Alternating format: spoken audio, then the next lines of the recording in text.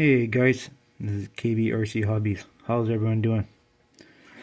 So we had some problems with our very first problem with our one of our inexpensive transmissions, and you can see it's all apart. So um, the original motor with this kind of transmission. You guys know which one it is. And anyways, I was playing around with it to see what the hell's wrong with this damn thing. It just wasn't putting the. This is the Land Rover wagon. I forget the damn model of it. But anyways, we figured it was we thought in the beginning it was the controller, and we changed that out, put different transmitter on it, and that didn't fix the problem. So okay, it was maybe battery, but the batteries were low on their controller. But anyway, we changed that and we went to this controller here, which has the dials on it, makes it easy to adjust. So that didn't fix it.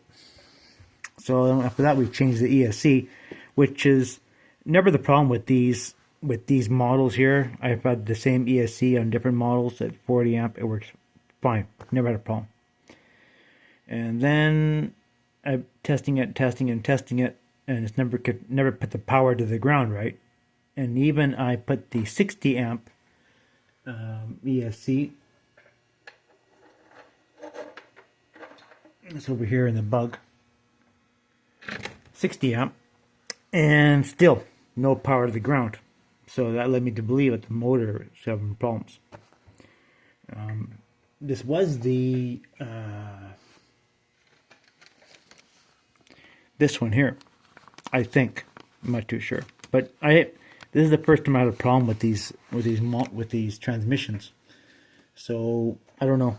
Maybe it's the wrong bag. I don't know. But anyways, I figured the motor was the culprit, and so this little brushless motor is a little powerhouse.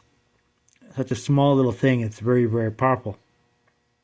And it actually stripped out the transmission on the other truck I had. The transmission around here somewhere. It stripped it out though.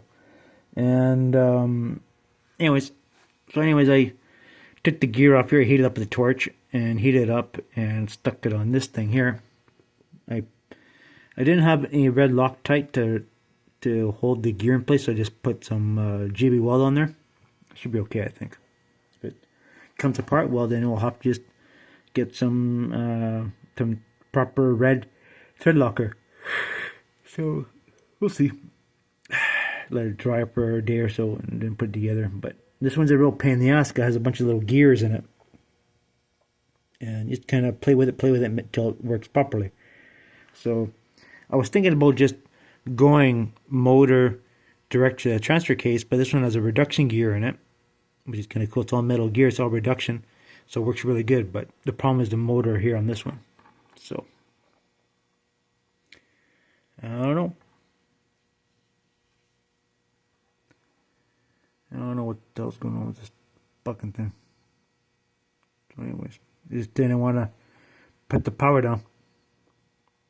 I mean, which is very unusual. So anyways, there you have it. If you get these cheaper transmissions, which I have here, which I've been using, I use them on. I use these transmissions exclusively on all my 116 and 112 scale RCs, and I love the transmission.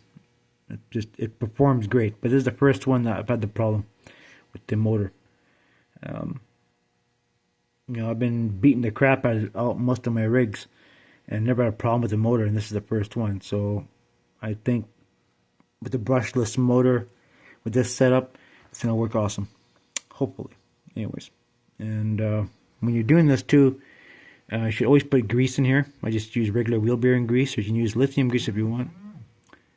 Someone's always bugging me. And put some wheel bearing grease, white lithium grease, whatever in here. Just get a lubrication, just to have.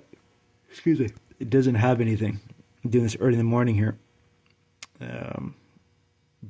After I come home from work, so. But anyways, guys, thanks for watching, and stay tuned for more updates on this transmission on the upside down the upside down Land Rover wagon. All right, hope we get back together soon. All right, take it easy.